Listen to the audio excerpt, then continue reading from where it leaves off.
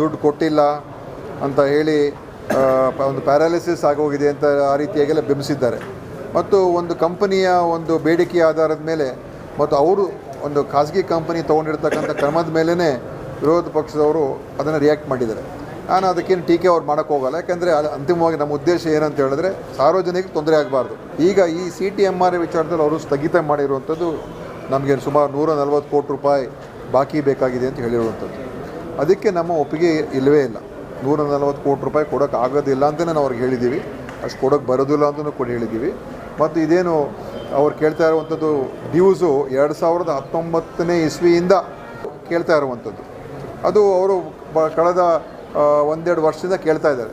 ಮುಖ್ಯವಾಗಿ ಈ PPP model ಅಡಿಯಲ್ಲಿ ಈ ಕಂಪನಿ ನಡೆಸ್ತಾ ಇರತಕ್ಕಂಥದ್ದು. ಈಗ ಸ್ಥಗಿತ ಮಾಡಿದ್ದಾರೆ. ಆದರೂ ಕೂಡ ನಾವು ಪರ್ಯಾಯ ವ್ಯವಸ್ಥೆಗಳನ್ನೆಲ್ಲ ಮಾಡಿದ್ದೇವೆ. ಕೋಲಾರ್ನಲ್ಲೂ ಕೂಡ ಪರ್ಯಾಯವಾದಂಥ ವ್ಯವಸ್ಥೆ ಮಾಡಿದ್ದೇವೆ. ಬಹುಶಃ ನಾಳೆ ಇಷ್ಟೊತ್ತಿಗೆ ಈ ಎಲ್ಲ 13 ಆಸ್ಪತ್ರೆಗಳಲ್ಲಿ ನಾವು ಅದಕ್ಕೆ ಪರ್ಯಾಯ ವ್ಯವಸ್ಥೆಯನ್ನು ಮಾಡ್ತಕ್ಕಂಥದ್ದು ಕೂಡ ನಾಳೆ ಇಷ್ಟೊತ್ತಿಗೆ ಎಲ್ಲ ಕಡೆ ಆಗಿರ್ತದೆ. ಸೊ ಸಾರ್ವಜನಿಕರಿಗೆ CT ಸ್ಕ್ಯಾನ್ ತೊಗೊಳ್ಳೋದಕ್ಕಾಗಲಿ MRI ಸ್ಕ್ಯಾನ್ ತೊಗೊಳ್ಳೋಕ್ಕಾಗಲಿ ಅವ್ರು ಬೇರೆ ಕಡೆ ಹೋಗಿ ತೊಗೋಬೋದು. ಮತ್ತು ಅದಕ್ಕೆ ಯಾವುದೇ ರೀತಿ ಹಣಕಾಸಿನ ಸಮಸ್ಯೆ ಏನಿಲ್ಲ. ನಮ್ಮ ಈಗ ಇನ್ನೂ ಕೇಂದ್ರದಿಂದ NHM ಹಣ ಬಂದಿಲ್ಲ ನಮಗೆ. ಆದರೂ ಕೂಡ ಅದರ ಬಗ್ಗೆ ನಾನೇನು ದೊಡ್ಡ ರಾಜಕೀಯ ಮಾಡ್ತಾ ಇಲ್ಲ. ಅದು ನಾಳೆ ಅಥವಾ ನಾಳಿದ್ದು ಅಥವಾ ಮುಂದಿನ ತಿಂಗಳು ಬರ್ಬೋದು. ಅದೇ ಸರ್ಕಾರದಿಂದಲೇ ನಮ್ಮ ರಾಜ್ಯದ ಹಣದಿಂದಲೇ ಕೊಡೋದಕ್ಕೆ ನಾವೆಲ್ಲ ತಯಾರಾಗಿದ್ದೀವಿ, ಕೊಡ್ತಾ ಇದ್ದೀವಿ. ಅದರ ಬಗ್ಗೆ ಏನು ಸಮಸ್ಯೆ ಏನಿಲ್ಲ. ಅಶೋಕ್ ಅವರು ಭಾಳ ವಕಾಲತ್ ವಹಿಸ್ತಾ ಇದ್ದಾರೆ. ಅಂದರೆ ಇವ್ರಿಗೆ ಏನು ಕೇಳಿದೆಲ್ಲ ಕೊಟ್ಬಿಡ್ಬೇಕು ನಾವು. ಮತ್ತು ರಾಜ್ಯದ ಹಣ ಬೊಕ್ಕಸಕ್ಕೆ ನಷ್ಟ ಆದರೂ ಕೂಡ ಕೊಟ್ಬಿಡ್ಬೇಕು ಅಂತ ಅವ್ರು ತಿಳ್ಕೊಂಡಿದ್ರೆ ಅಥವಾ ಆ ರೀತಿಯಾದ ಅರ್ಥದಲ್ಲಿ ಹೇಳಿದ್ರೆ ಅದು ನಾವು ಒಪ್ಕೊಳ್ಳೋಕ್ಕೆ ತಯಾರಾಗಿಲ್ಲ. ನಿಮಗೆ ನಾನೆಲ್ಲ ಮಾಹಿತಿ ಕೊಡ್ತೀನಿ. ಏಪ್ರಿಲ್, ಮೇ, ಜೂನ್, ಜುಲೈ 2024ನೇ ಇಸ್ವಿ ಪ್ರತಿ ದಿವಸ ಆ್ಯಾವ್ರೇಜ್ ಆಗಿ 63 ಸ್ಕ್ಯಾನ್ ತೊಗೊಳ್ತಾಯಿದ್ರು. ಆಮೇಲೆ ನಾವು ಇದನ್ನು ನೋಡಿದ ನಂತರ ಆಗಸ್ಟ್ ತಿಂಗಳಲ್ಲಿ ನಾವು ಯಾಕೆ ಇಷ್ಟೊಂದು ಆಗ್ತಾಯಿದೆ ಅಂತೇಳಿ ನಾವೆಲ್ಲ ಸ್ವಲ್ಪ ವಿಚಾರಣೆ ಮಾಡಿದಾಗ ಸುತ್ತೋಲೆ ಓಡಿಸ್ದು. ಆ ಒಂದು ಸ್ಕ್ಯಾನ್ಗಳನ್ನು ಮಾಡಬೇಕಾದ್ರೆ ನೀವು ಬೇರೆ ಬೇರೆ ಸೆಗ್ಮೆಂಟ್ ತೊಗೊಂಡು ಸ್ಕ್ಯಾನ್ ಮಾಡಬಾರ್ದು. ಒಂದೇ ಸಲ ಒಂದು ಬಾಡಿ ಸ್ಕ್ಯಾನ್ ತೊಗೊಂಡಾಗ ಪೂರ್ತಿಯಾಗಿ ಒಂದೇ ಸಲ ತೊಗೋಬೇಕು ಅಂತೇಳಿ ಅನೇಕ ಬೇರೆ ಬೇರೆ ನಾವು ಮಾನದಂಡ ಇಟ್ಟು ಇದೇ ಪ್ರಕಾರ ನೀವು ಸ್ಕ್ಯಾನ್ ಮಾಡಬೇಕು ಅಂತ ಹೇಳಿದಾಗ ಸ್ವಲ್ಪ ಮಟ್ಟಿಗೆ ಕಮ್ಮಿ ಆಯಿತು. ಡಿಸೆಂಬರ್ ಟು ಮಾರ್ಚ್ ಪ್ರತಿ ತಿಂಗಳು 15ಕ್ಕೆ ಇಳಿತು. ಅಂದರೆ CTಯಲ್ಲಿ 76% ಇಳಿಕೆ ಆಯಿತು ನಮ್ಮ ವೆಚ್ಚ ಪ್ರತಿ ತಿಂಗಳು.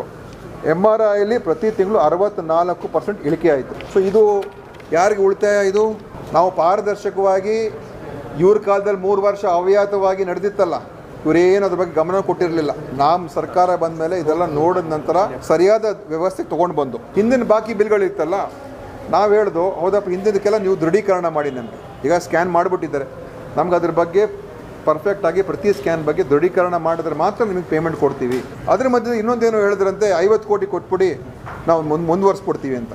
ಇದೇನು ನಾವೇನು ಡಿಸ್ಕೌಂಟ್ ಸೇಲಲ್ಲಿಲ್ಲ. ನಾವು ನಮಗೇನೋ ಒಂದು ಕೊಟ್ಬಿಡೋಣ ಅವ್ರಿಗೆ, ನೀವು ನಡೆಸ್ಬಿಡಿ. ಅದೇ ಈಗ ಅವ್ರು ಇಲ್ದೇ ನಮ್ಮ ವ್ಯವಸ್ಥೆ ನಡೆಯೋಕ್ಕೆ ಆಗೋದಿಲ್ಲ ಅಂತ ಒಂದು ರೀತಿಯಾಗಿ ಅವ್ರು ಅದನ್ನು ಉಪಯೋಗ ಮಾಡೋಕ್ಕೆ ಪ್ರಯತ್ನ ಮಾಡೋದು. ಅಂದರೆ ನಾವು ನಿಲ್ಲಿಸ್ಬಿಡ್ತೀವಿ, ಇಲ್ಲದೇ ನಮ್ಗೆ 50 ಕೋಟಿ ಕೊಟ್ಬಿಡಿ.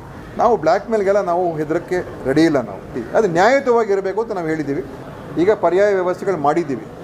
ಮತ್ತು ಈಗಾಗಲೇ ನಾನು ಬೇರೆ ಕಡೆ ಎಲ್ಲ ಇದನ್ನು ನೋಡಿ ನಾನು ಇನ್ನು 7 ಆಸ್ಪತ್ರೆಗಳಲ್ಲಿ ಮತ್ತು 7 MRI ಮಿಷೀನು ಮತ್ತು 3 CT ಸ್ಕ್ಯಾನ್ಗಳನ್ನು ನಮ್ಮಿಂದನೇ MRI ಮಿಷಿನ್ ಹಾಕೋದಕ್ಕೂ ಕೂಡ ಕ್ರಮ ತೊಗೊಳ್ತಾ ಇದ್ದೀವಿ. ಟೆಂಡರ್ಗಳು ಕೂಡ ಕರೆದಾಗಿದೆ. ಕೆಲವು ಕಡೆ ವ್ಯವಸ್ಥೆಗಳಿದೆ ಆಲ್ರೆಡಿ.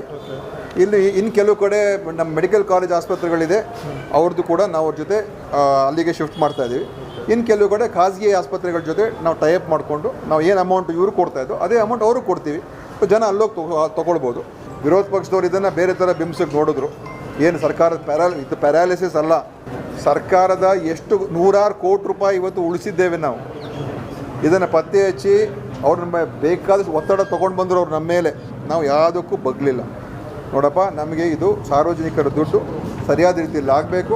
ಈ ಎರಡನ್ನೂ ಕೂಡ ಲೆಕ್ಕ ತೊಗೊಂಡ್ರೆ ಪ್ರತಿ ತಿಂಗಳು ಅಂದಾಜಾಗಿ ಇಲ್ಲಿ 12 + ಅಲ್ಲಿ 6 ಸುಮಾರು 18 ಕೋಟಿ ರೂಪಾಯಿ ಪ್ರತಿ ತಿಂಗಳು ಈ ಒಂದು ನಮ್ಮ ಕ್ರಮಗಳಿಂದ ಉಳಿತಾಯ ಆಯಿತು. ಕಳೆದ ನವೆಂಬರ್ ತಿಂಗಳಿಂದ ಅಂದರೆ ಸುಮಾರು 200 ಕೋಟಿಗಿಂತ ಹೆಚ್ಚು ಹಣವನ್ನು ಇದೇ CT MRI ಸ್ಕ್ಯಾನಿಂಗಲ್ಲೇ ಉಳಿಸಿದ್ದೀನಿ ದುಡ್ಡು. ದೃಢೀಕರಣ ಮಾಡಿಕೊಡಿ, ಆ ಸ್ಕ್ಯಾನ್ ಹೆಂಗೆ ತೊಗೊಂಡ್ರಿ, ಯಾವ ಥರ ಆಯ್ತದು. ಈಗ ತಲೆಗೆ ಒಂದು ಸ್ಕ್ಯಾನು, ಎದೆಗೆ ಒಂದು ಸ್ಕ್ಯಾನು, ಕೆಳಭಾಗಕ್ಕೆ ಒಂದು ಸ್ಕ್ಯಾನು, ಒಂದೇ ಸ್ಕ್ಯಾನಲ್ಲಿ 3 ಸ್ಕ್ಯಾನ್ ಮಾಡಿಕೊಂಡ್ರೆ ಅದಕ್ಕೆ ನೀವು ಪ್ರೂಫ್ ಕೊಡಿ, ದುಡ್ಡು ಕೊಡ್ತೀವಿ ಅಂತ ಹೇಳಿದ್ದೀವಿ. ಅದಕ್ಕೊಂದು ಪ್ರೊಸೀಜರ್ ಇದೆ. ಅದನ್ನು ನೀವು ದೃಢೀಕರಣ ಮಾಡಿ ನಮಗೆ ಕೊಟ್ಟರೆ ನಾವು ನಿಮ್ಗೆ ಕೊಡ್ತೀವಿ ಅಂತ ಹೇಳಿದ್ದೀವಿ.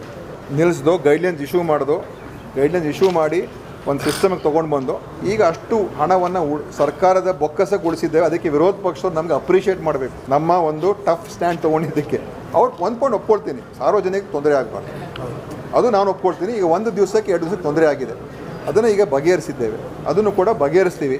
ಯಾರು ಕೂಡ ಅದ್ರ ಬಗ್ಗೆ ಯೋಚನೆ ಮಾಡೋದು ಬೇಕಾಗಿಲ್ಲ. ನಮ್ಮ ಪರ್ಯಾಯ ವ್ಯವಸ್ಥೆಗಳು ಮಾಡಿಕೊಡ್ತೀವಿ, ನಮ್ಮ ವ್ಯವಸ್ಥೆಗಳು ಇನ್ನೂ ಇಂಪ್ರೂವ್ ಮಾಡ್ಕೊಂಡು ಹೋಗ್ತೀವಿ.